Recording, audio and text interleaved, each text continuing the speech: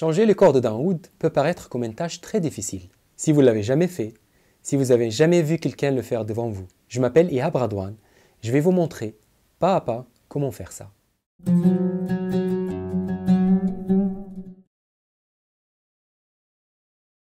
Donc on va commencer déjà avec les deux Do.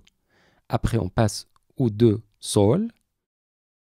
Les deux cordes Ré, vraiment dans cet ordre-là. Et après on passe aux cordes La. On fait le Sol, le Sol en face et finalement le Do. Tu vas commencer par tourner tes chevilles dans le sens d'une aiguille d'une montre.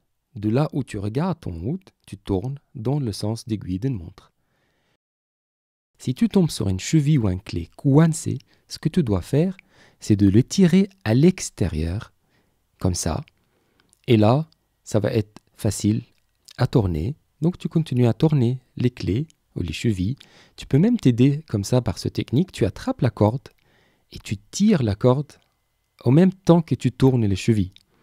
Donc là, ça va te faire accélérer un peu le processus. Voilà, maintenant, moi je vais faire pareil, je vais accélérer. Donc je tourne, je tire la corde en même temps.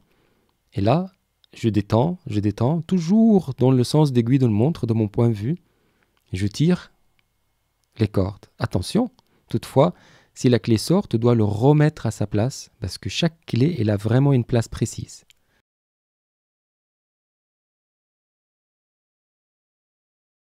On arrive à la dernière cheville.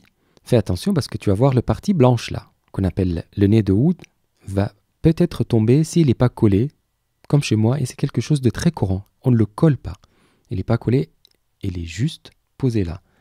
Alors il ne faut pas s'inquiéter, il faut tout simplement le reposer plus tard quand tu vas installer tes cordes. Pour l'instant, on va le mettre de côté et on va finir par enlever la dernière corde de votre oud.